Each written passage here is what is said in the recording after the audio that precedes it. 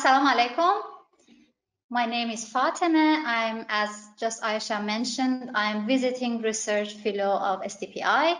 Today we have a discussion on coronavirus and the impacts on global political order, what will happen on political orders in future.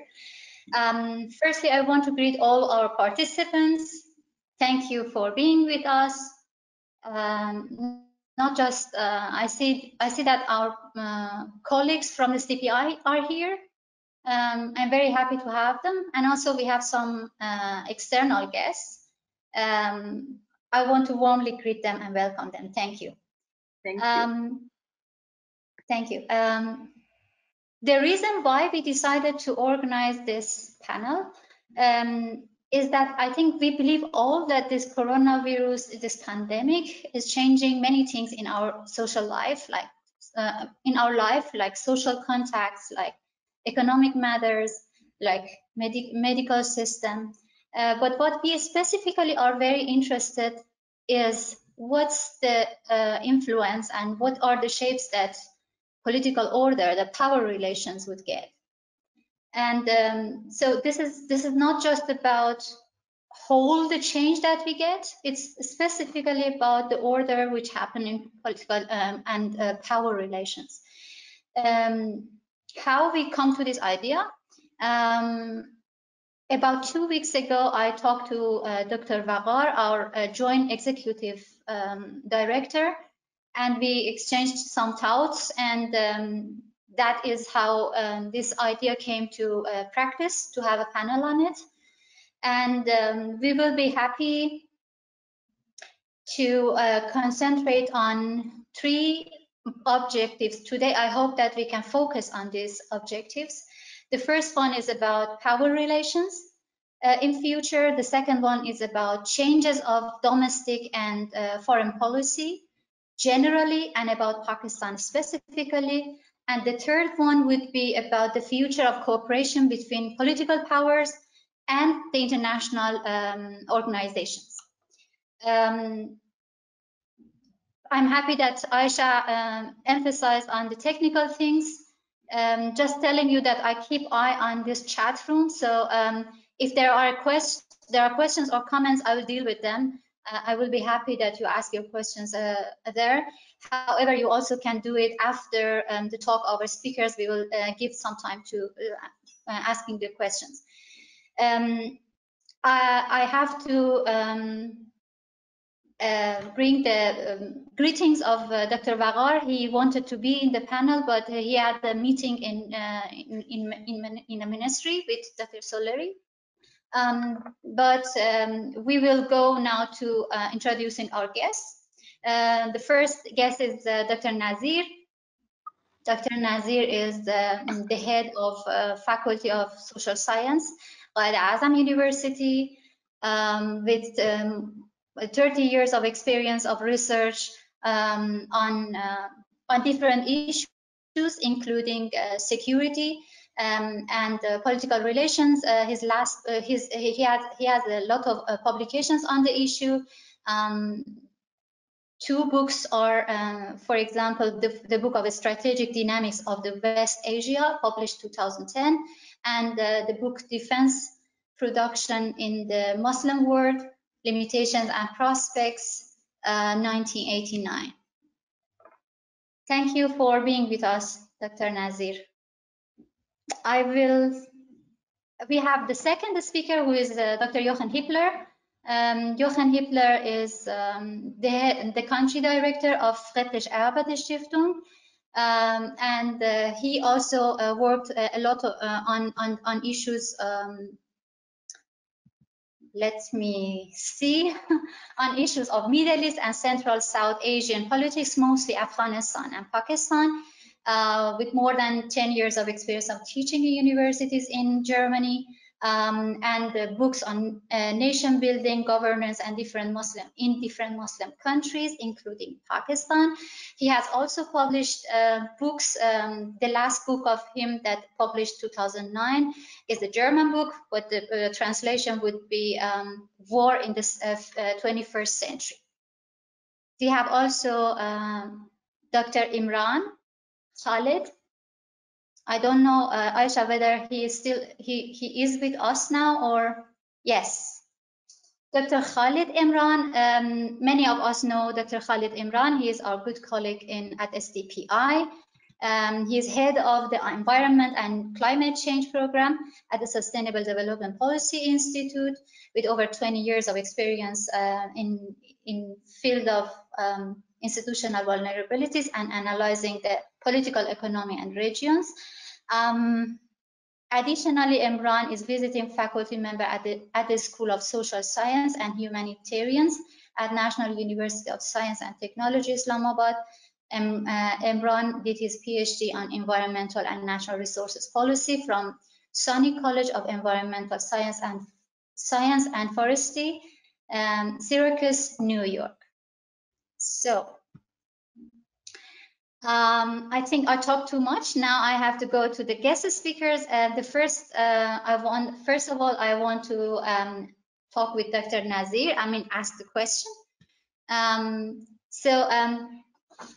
That would be our first questions about power changes, Dr. Nazir. How coronavirus and this pandemic actually influence on power relations. My question is general, but you of course can go to the details.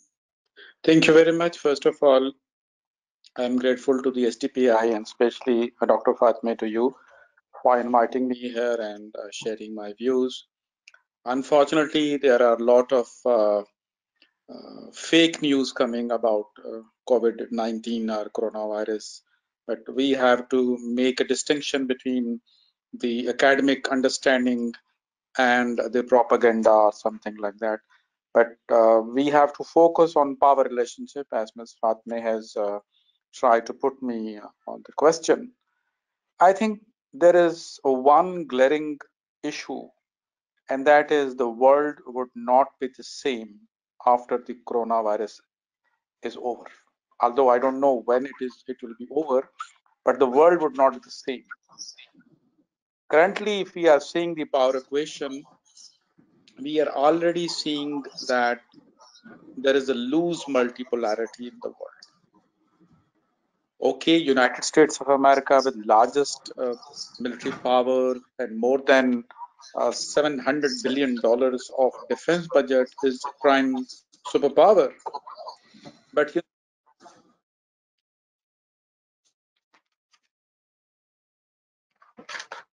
Dr. Nazir, we don't have your voice. You have to click again on the voice.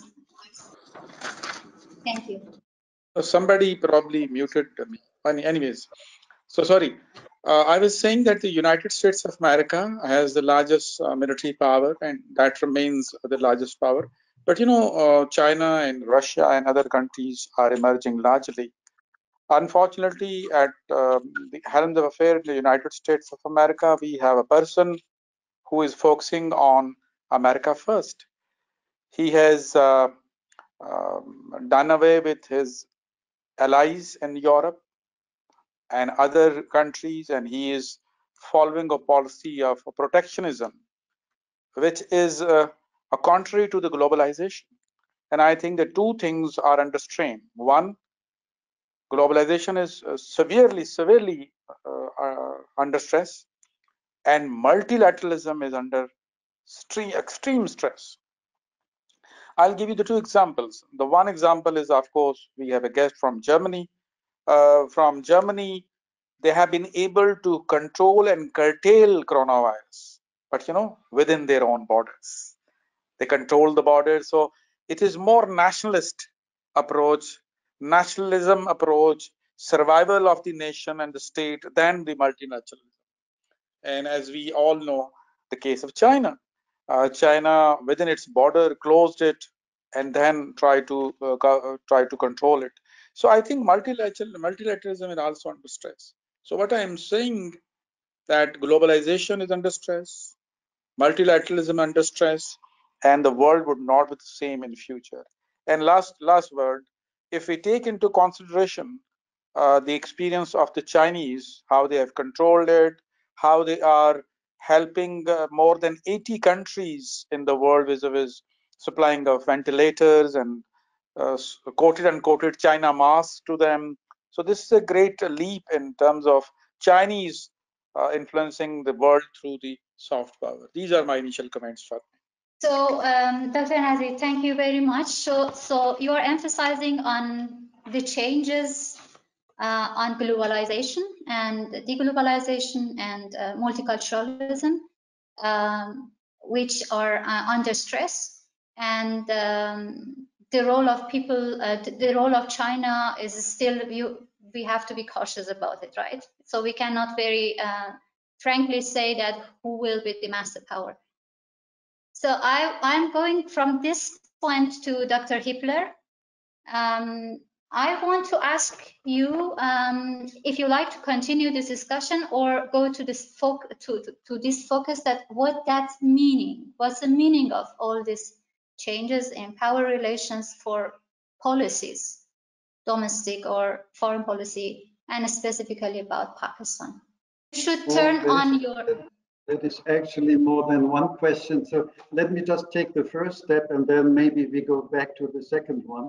The first step is, the changes in power relations. I obviously agree with what Dr. Nazir has said, but I would just like to add one or two points. We should keep in mind that power relationships are changing anyway.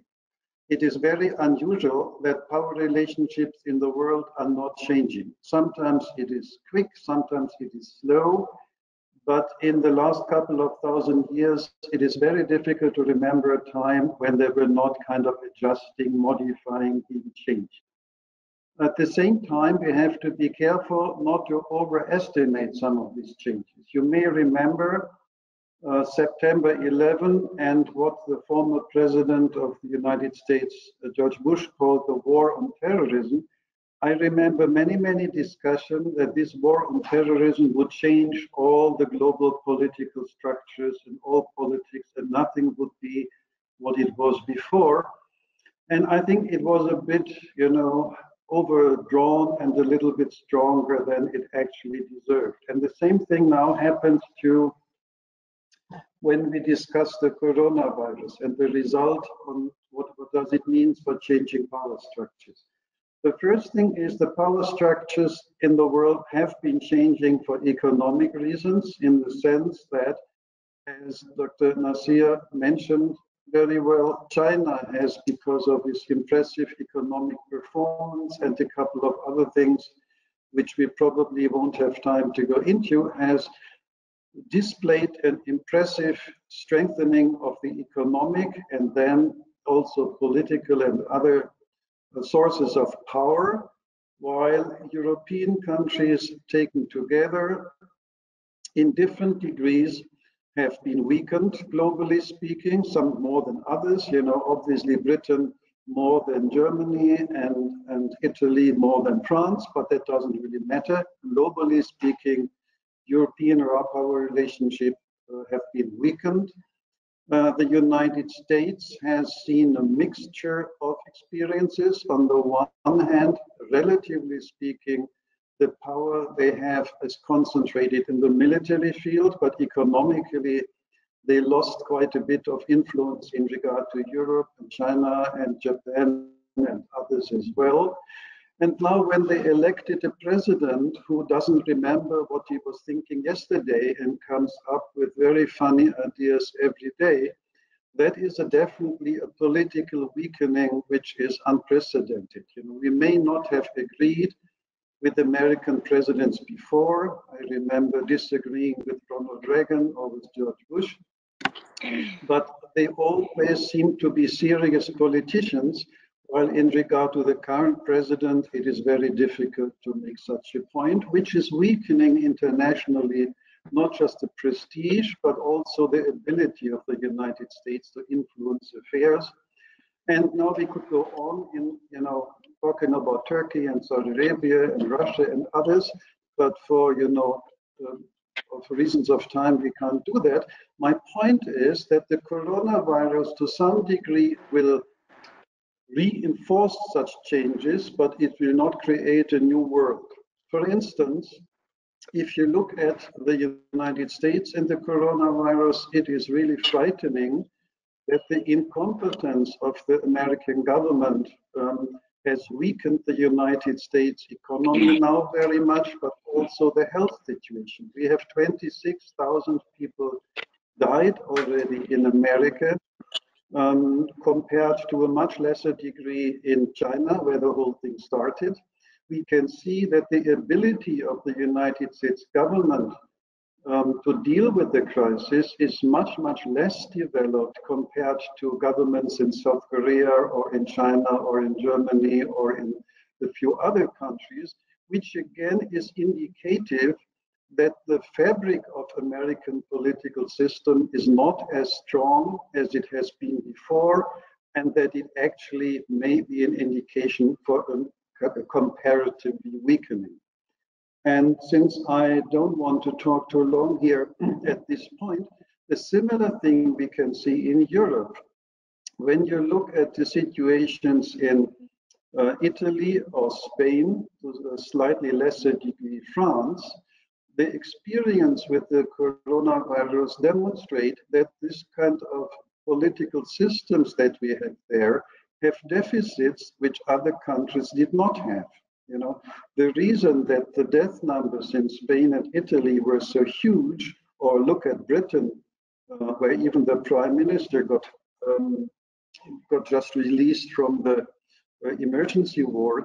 We have systems where, because of the mistakes of the last 10 or 20 years, the internal fabric has been weakened in a degree that people now have lost less trust in their governments to deal with other problems, both internally and externally, which is a matter of changing power relationship. In Europe, for instance, the coronavirus seems to strengthen Germany and some northern European countries on the expense of some southern European countries, which are depending on more assistance, like Italy and Spain again. So that is something where my feeling really is that we are seeing changes because of the coronavirus in regard to power relationships readjusting. But my feeling is that there are not necessarily new trends that we are seeing, but that the virus and the response is reinforcing trends which have been there before, meaning strengthening China, strengthening parts of northern European countries, strengthening some others, while on the other hand, America and Hungary and some other countries are definitely having a very, very bad situation, weakening there very much. Thanks for the moment. You're welcome. Thank you very much. So what you say, Dr. Hippler, is that the changes that coronavirus brought to our political life, for our social life, is actually the deficits that political systems facing to deal with this pandemic. So this would be a change, a different change, comparing with other problems that we had.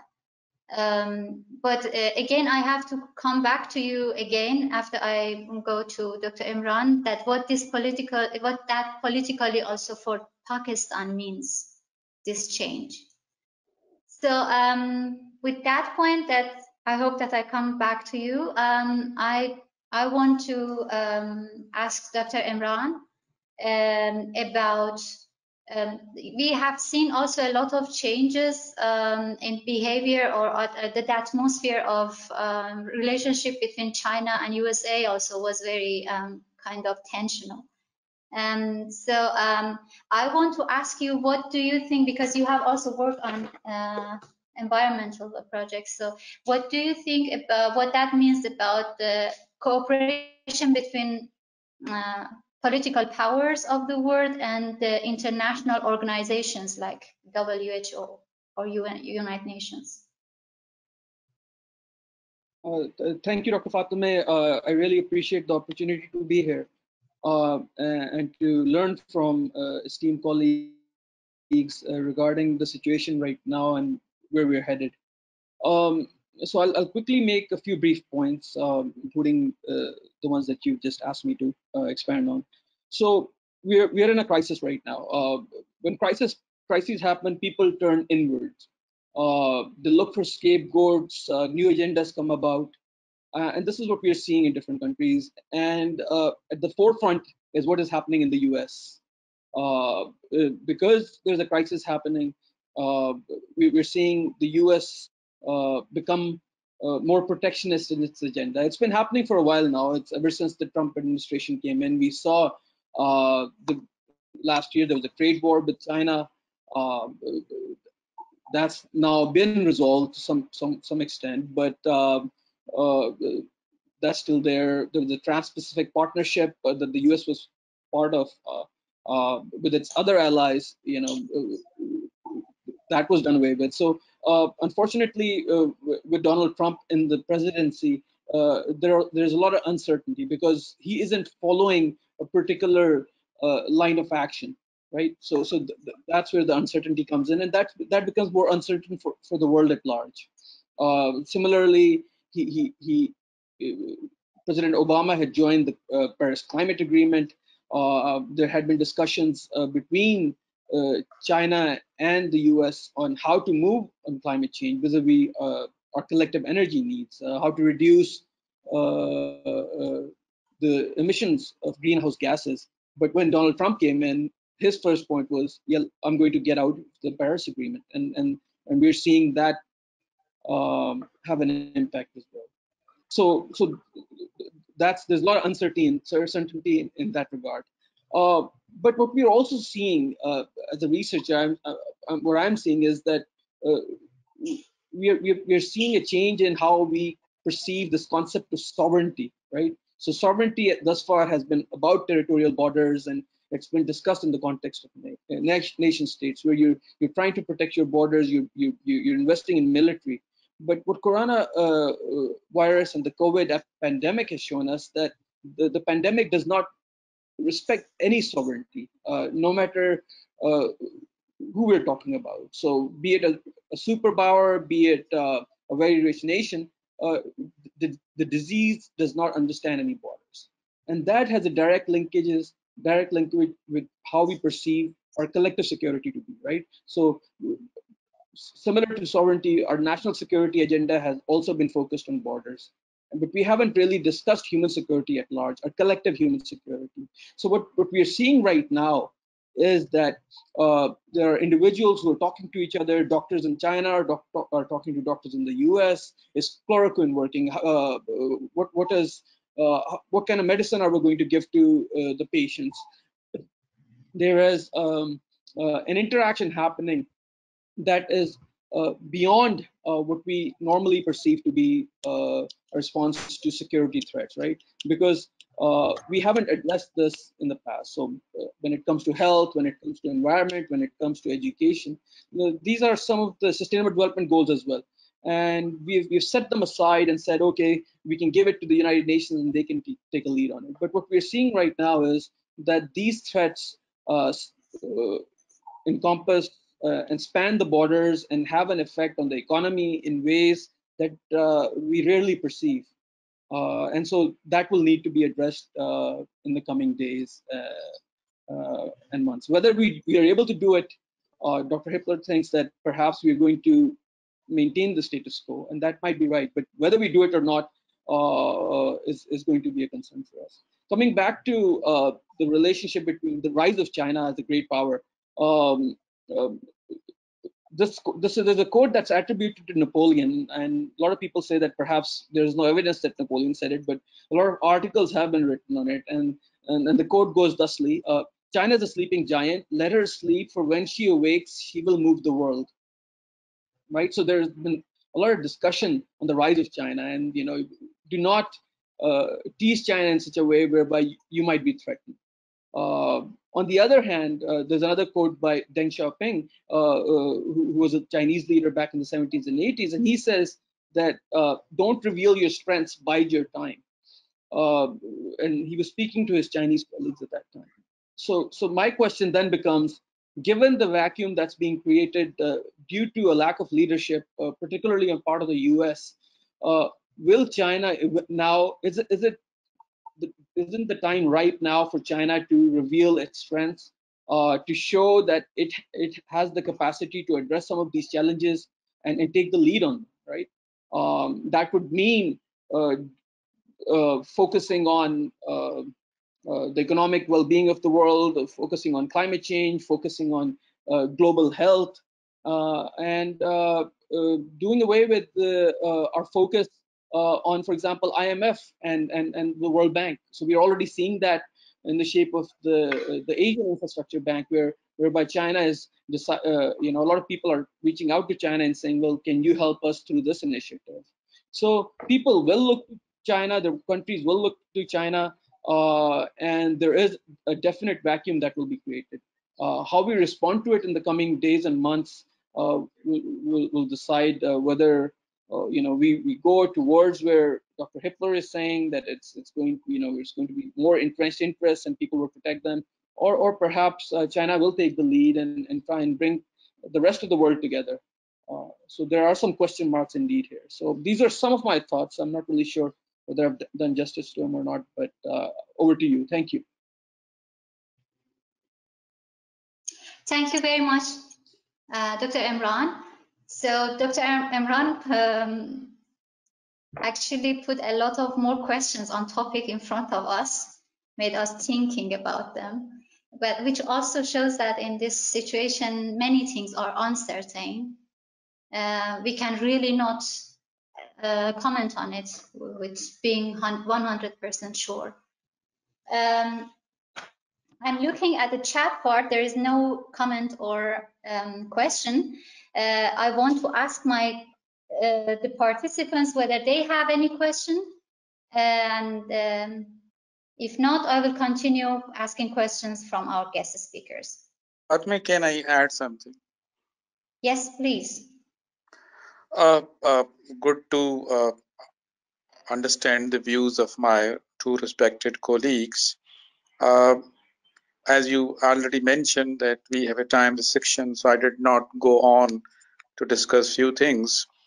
I like two things which have been mentioned by Hepler and Imran, that coronavirus is an epidemic or a pandemic which has no respect for sovereignty and no respect for borders. But as a human being, as a leader of the world, let's see whether you put it United States of America, the EU countries, China, or Asian countries, we are not fighting this pandemic through a global effort. We are fighting it through nationalistic, individualistic efforts. Where is the role of the EU? Where is the role of United Nations Security Council? Where is the role of even you see that the Mr. Donald Trump has even criticized the World Health Organization that is politicizing the issue. So I'm sorry to say that the pandemic is global, but our responses are local. And this pandemic would go on if this is continuing like this. Good enough that the Chinese and the Germans and the Singaporeans and the Japanese have controlled it within their own borders. But the world in which we are living was thought to be a liberal democratic social order, where it is gone. As Mr. Hepler had probably tried to say that the political systems are under stress also. The Western concept of liberal democracies have let this loose, whether they were not.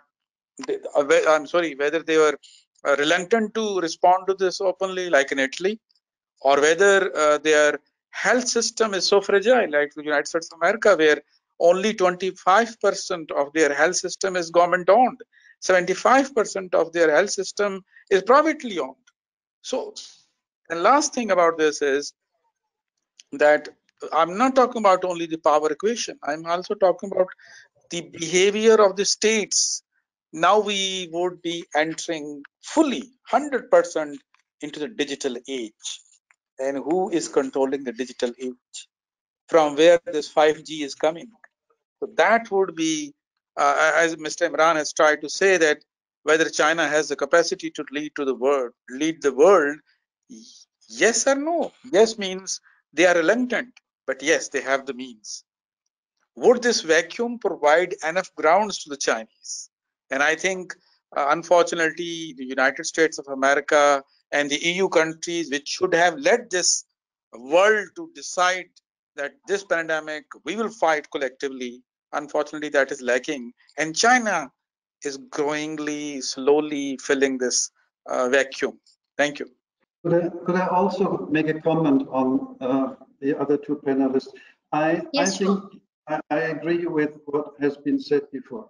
I just want to emphasize that the changes we have seen in the last 50 years in power relationship are reinforced now. We started with the Cold War, where we have kind of two pillars of global power, the Soviet Union and the United States. That was ending with the end of the Cold War. We had a unilateral moment of 10, 20 years where the United States was kind of unilaterally dominating. And now, since the beginning of the century, or a few years later, we have a kind of multilateral system with rising countries like China and others as well. And some are trying to rise, but they will not make it, like Turkey or Iran or some others. But the point is that in a specific sense, and that takes into account what Dr. Nasir and Dr. Imran had said before, in a specific sense, we are moving back to a power structure that we had in the 19th century, meaning not one or not two global powers could dominate the whole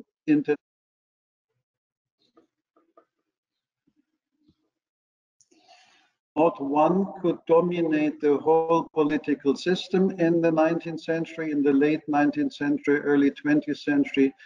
There were not one or two, but there were 5 or 6 competing countries, competing militarily, economically, and politically, which led to 2 world wars at the end. And in a specific sense, the structure that we are moving towards is very similar to the structure from the late 19th, early 20th century.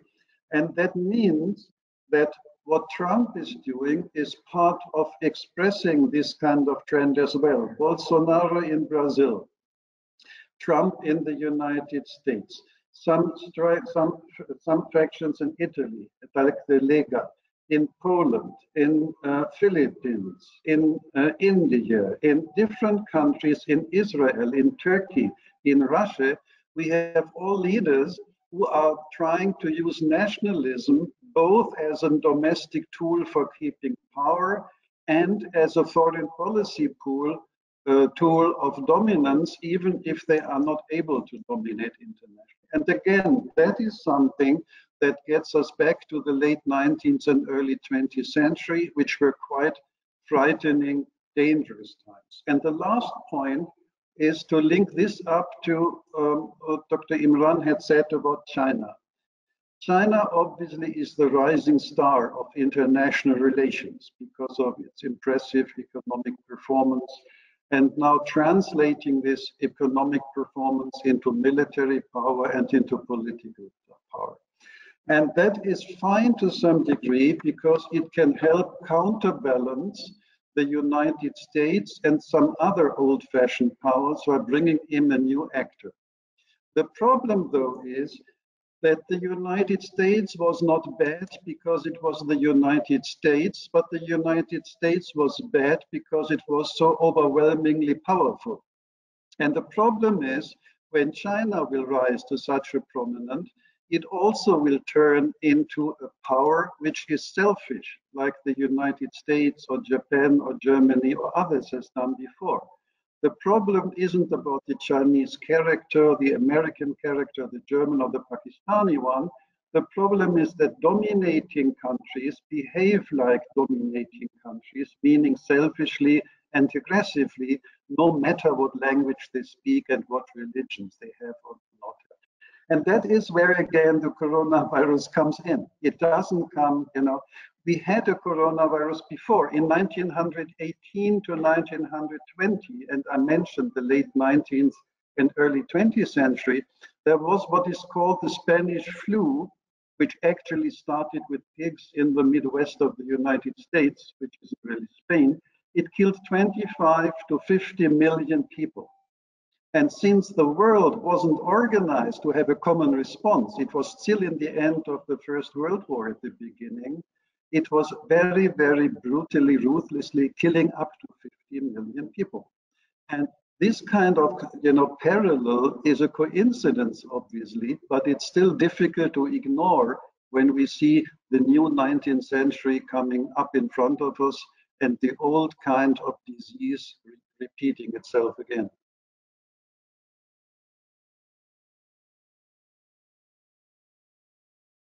Thank you very much.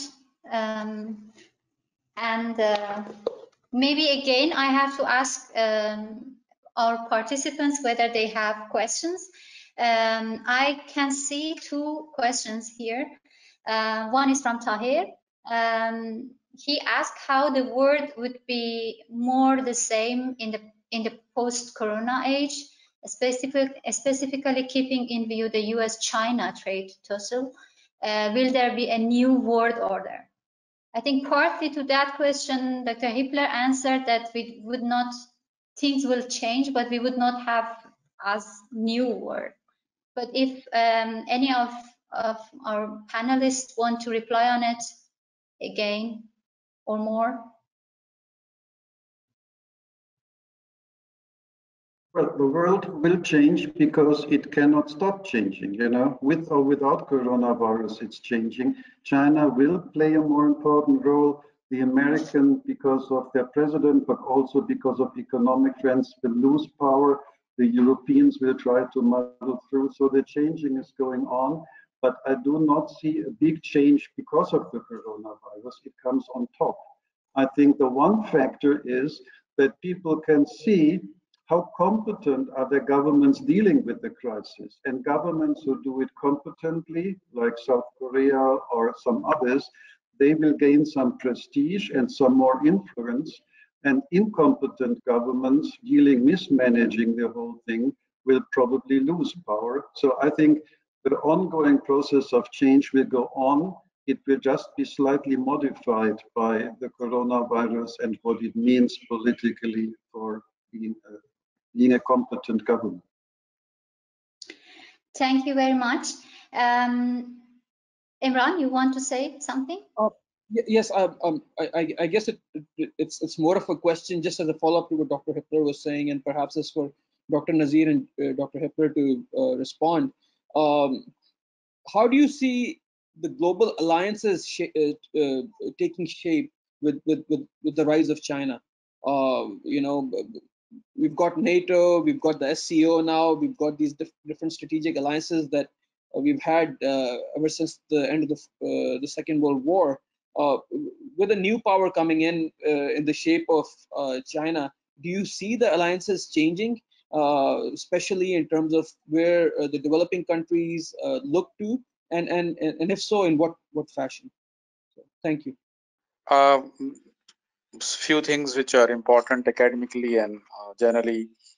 Alliances are no more in fashion in real world because of two reasons. No nation is ready to commit a suicide for the sake of another nation. Even NATO has failed many times, unfortunately. China is not emerging as a military power, as a hard power. China is emerging as a soft power. And this, I must say, this mask diplomacy, the Chinese masks are ruling around the world. Ventilators are in demand from even the advanced countries like the United States of America. And as I told you, 80 countries are being helped and supplied and assisted by the Chinese government. So there is no making of an alliance. I think who will side with the United States of America at this present moment when President Trump does not want anyone else, just America first? So I think this is at this particular moment, I don't see any alliance formation. Yes, there are political formation, China, Russia, Turkey, and some of the other countries, even Iran, they are forming political alliances. So, and some of the American authors are already saying that American power is in decline in the entire world. So I think I totally agree with Dr. Helper that it is in the offing, but coronavirus might make this more faster than it had to happen. And I think if I don't know whether it is good to say that or not, but as far as I, as a human being, as a common person of this very small world, if Mr. Trump continued to follow his policies, I cannot say his follies, it will be more sooner than what we are expecting, because he is shielding, he is throwing his advisors away. He's not heeding to the advice. Even not wearing masks, he says it's totally up to you whether you like it, you wear it or not. So it's voluntary. No, it's not voluntary. It's the medical sciences say that you have to follow certain rules and principles which are not. And lastly, I'm sorry, I'm taking much of the time. But you didn't mention the social habits change. Now we are coming back to the family life. And that is, I think, to me and my understanding, a good positive example that how science and technology even can put us back to the family bounds, which we were not previously, because we were having this mechanist world where we were just being, I don't have time for the family, I don't have the time for children. So this just one coronavirus have put the entire structure of the family back together. And I think that is one of the most positive thing out of this coronavirus. Thank you. Yes, thank you very much, Dr. Nazir. I see now the question of Aisha. If Aisha, you want, you can ask it yourself. If not, I will go ahead and ask the question. Yes, thank you, Fatma. So I wanted to ask if my question is actually regarding the impact on the fragile economies, the kind of challenges they are facing right now. How do we see the future when this lead to political unrest all around, which is very likely in the long run, because a lot of us, even Pakistan, we will not be able to cater to the needs of our population for a very long time. How do we see the global powers or the multilaterals playing a role at that time when there would be political unrest all around in most of the fragile economies because of the pandemic?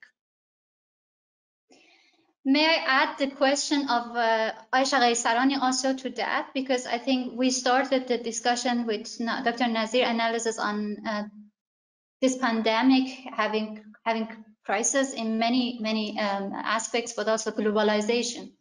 So you may also, Dr. Nazir, ask a question of two Aishas.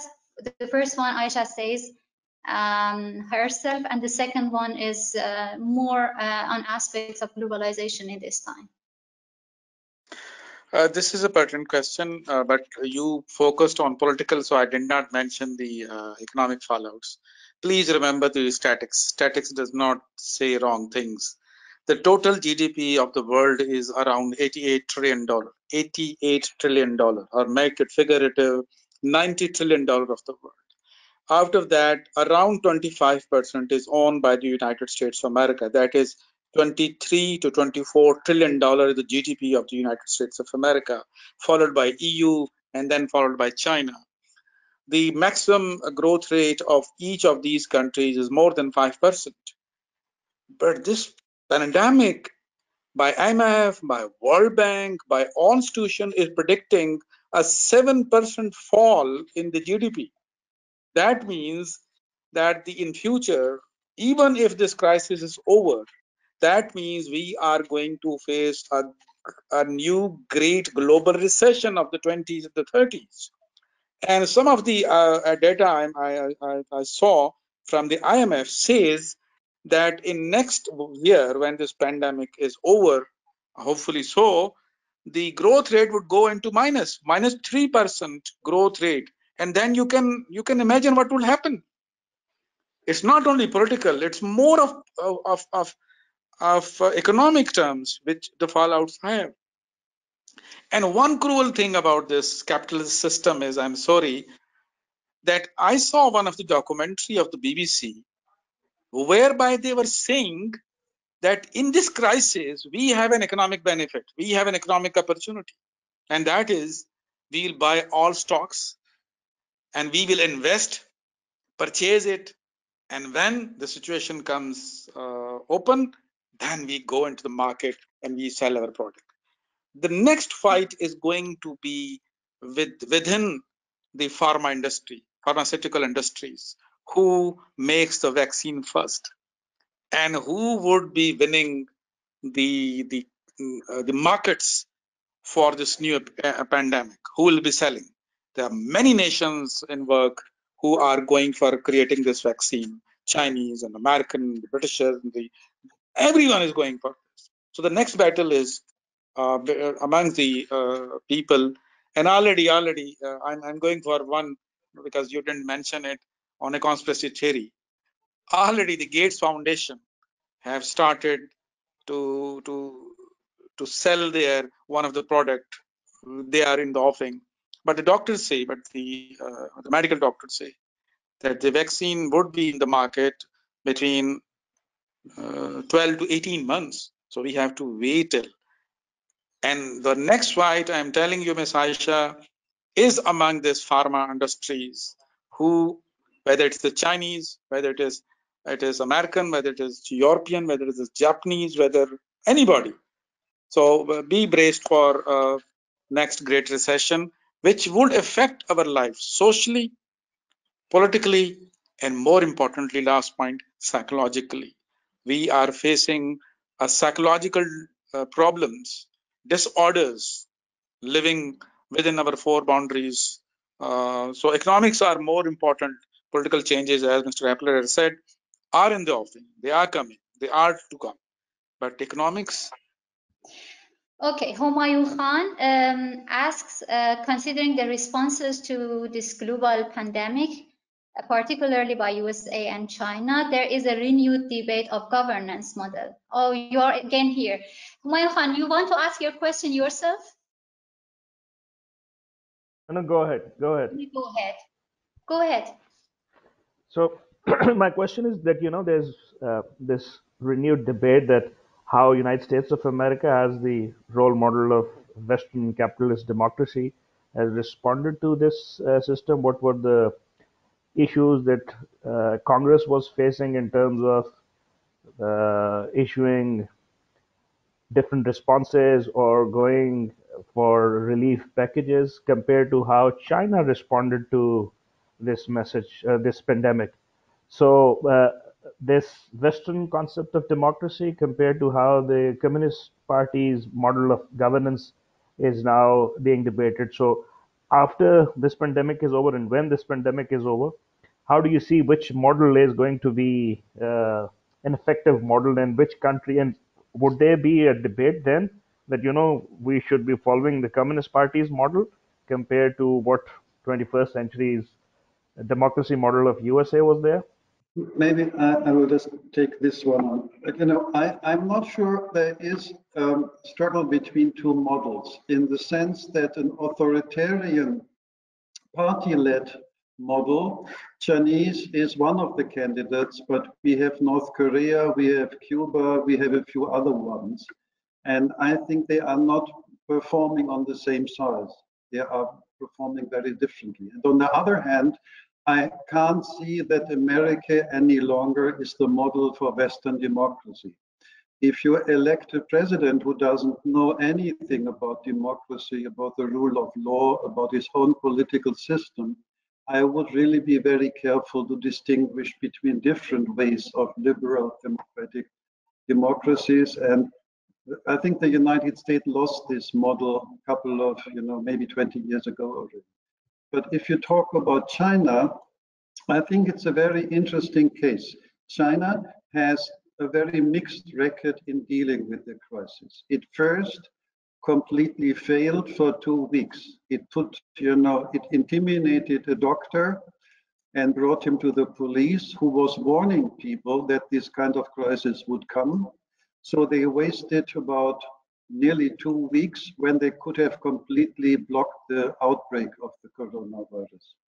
Then at the next stage, they have been extremely efficient and admirably consequent, which is obviously more easy if you are controlling the society very much. And that was a phase when they have done very, very well and very efficient, with the exception that probably the numbers that we are getting from China are completely fake, not as fake as the Iranian numbers, which are a complete joke, but still it is very, very difficult to imagine that the Chinese numbers. So I think it's a mixture. It was very efficient management of some aspects of the problem, but it was less efficient on the other side.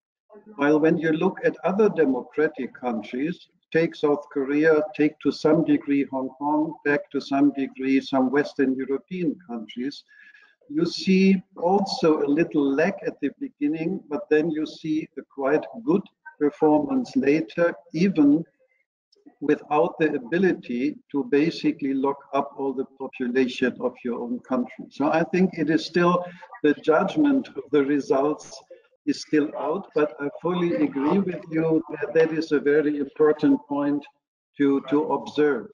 Yeah. The other thing is, there was one question about new alliances or not, and I think there are none. I think the alliances are weakening. The great philosopher Donald Trump has said NATO is dead. The European Union is in big crisis. I don't see any other alliances coming up. What I do see is ad hoc deals. You know, sometimes China and Russia will make a deal. Sometimes a Western European country will make a deal with China, but this is not an alliance. And finally, one of the questions that was mentioned. Yes. Another question was about Donald Trump and America first. I don't think it's about America first at all. All American presidents of the last 100 years wanted to have their own country first. It is about Donald Trump first. The specific thing with this Trump presidency is that he is less interested in his country, but very much interested in himself. And that by itself weakens their own country. It's not putting it first. You know, if you look at how he deals New York City and the coronavirus, and he makes statements or allows statement by his son-in-law that these ventilators are not for New York City, they are our ventilators. That's not putting your own country first at all. I have two more questions from our chat room. The first one is that, what do you think about the most important method for changing the world after coronavirus? For example, how USA or China would use methods like trade, like IT, to take a control of the world. That's the first question. And the second question is about how this new order in political powers would shape Pakistan-India relationship. In terms of the question regarding Pakistan and India, so as long as we've got the Kashmir issue that's festering, the Article 370 is still there. I don't think there are avenues whereby we can make progress in a meaningful way. The Modi government is very hawkish at this time, and unless and until it backs down from its rhetoric, I don't see us making any kind of progress in the coming years. Now, is that the way forward?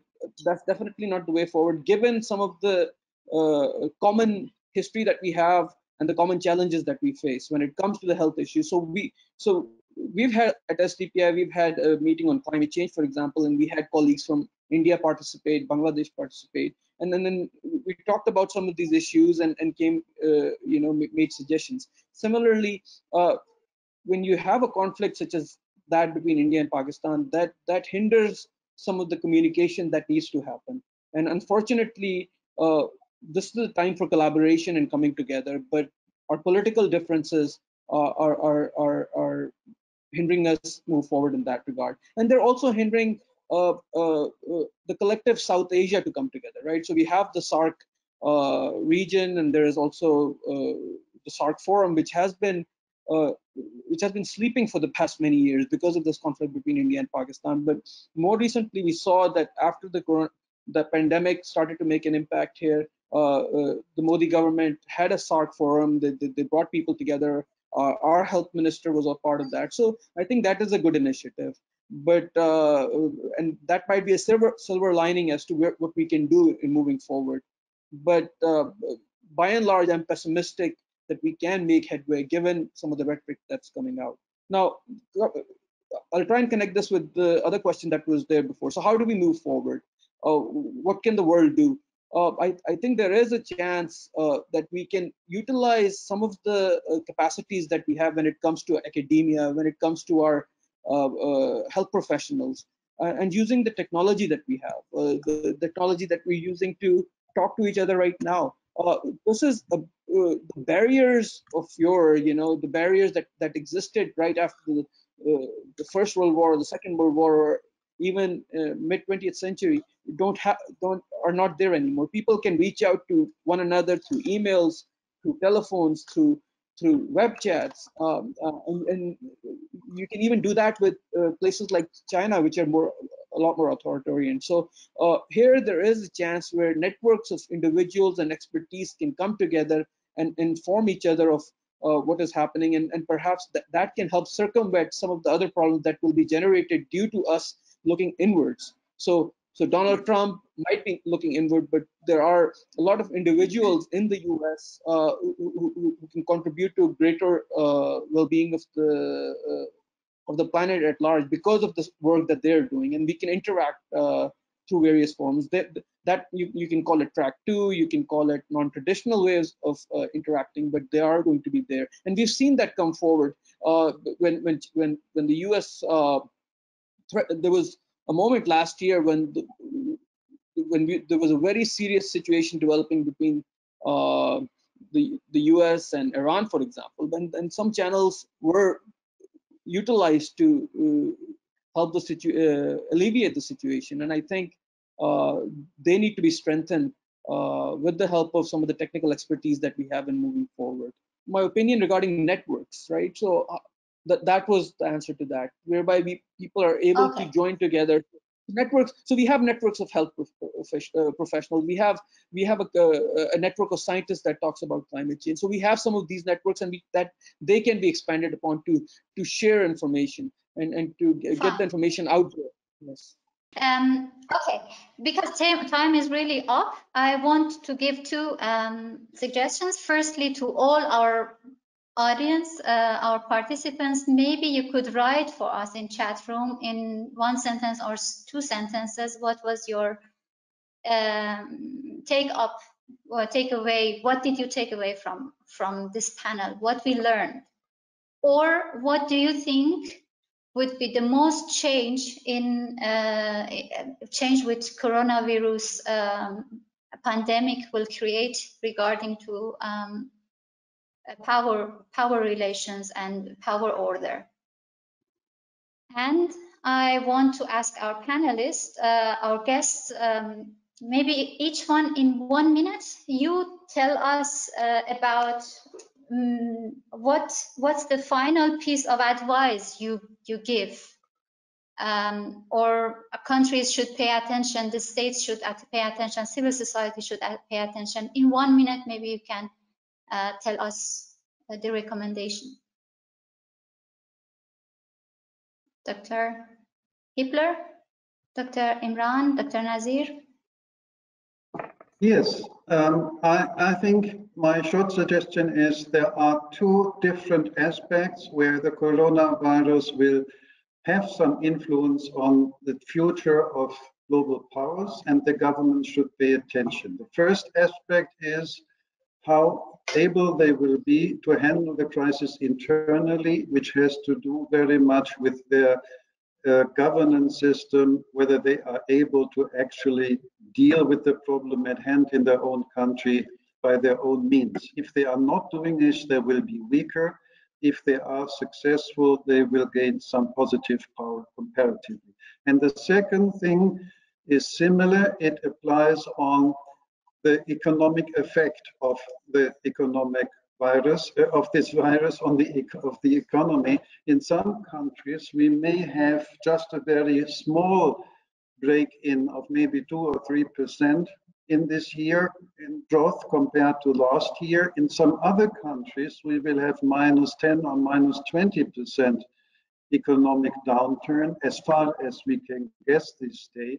And that to some degree depends on, again, the economic competence and the governance problems in the respective countries. So my point is, if the governments want not to lose power but to gain power relatively, they should do their homework domestically by managing the crisis professionally, save lives, and secondly, by managing the economic problems reasonably, and besides that, be open to international cooperation because it is an international crisis and not a national crisis.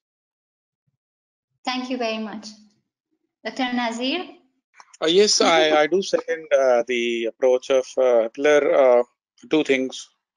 Unfortunately, we have not learned from the past experiences.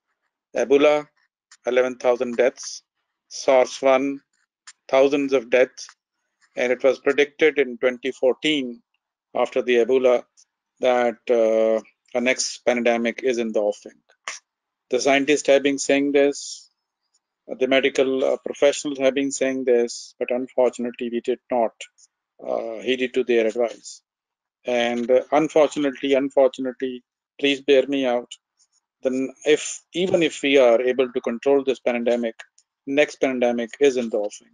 5 years on, 10 years on, and as Mr. Hepler said, we have to have global cooperation, and we have to have strengthened the academia, the universities, the social sciences researchers, because science, pure and nature science, is at one aspect, but if you are not creating a social, political, and security environment, security not in terms of military security, but security in terms of human security, ozone layer issue, climate issue, if you are not heeding to these issues, then be prepared for the next pandemic, which may be much, much more fatal than this. Thank you. Thank you very much, Dr. Nazir. Dr. Imran, you want to also add a takeaway? Yeah, there's not much to add after Dr. Hipler and Dr. Aziz, and I totally agree regarding the science. So my suggestion is also, listen to the scientists, listen to the science. In the U.S., there is Dr. Fauci, who's been advising President Trump, and he wrote an article in 2006 regarding pandemics, and there, you can go even further back because pandemics happen on a regular. There's a threat of pandemics happening regularly, and over the past 10 or 15 years, the risk of pandemics has been highlighted numerous times in scientific journals as well as in policy journals, but we haven't really taken note. I'd like to link that to climate change, which is we are already seeing the impacts of climate change in Pakistan vis-a-vis floods, heat waves, droughts. So imagine a major flood event happening in Pakistan in the coming months. We've had about 5 or so over the past 10 years. Another one would really devastate us. It will devastate our economy. A heat wave in Europe at this time would devastate Europe. Similarly, a hurricane hitting the US will play havoc with their system. So this isn't something that we have to think about that might happen, but it's already happening. We need to address it by ensuring that the scientific knowledge that's out there is converted into policies and plans so that we can address it. And that needs to happen as soon as possible. Thank you. Thank you very much. I really want to thank all the participants to be with us today, and also the wonderful inputs of Dr. Nazir, Dr. Imran, Dr. Hitler. I see that 2-3 persons also actually from the participants wrote their takeaway. It would be really nice if all of you do it, but I'm very happy. I think it was very interesting and very informative, full of interesting analysis. Thank you very much for your time.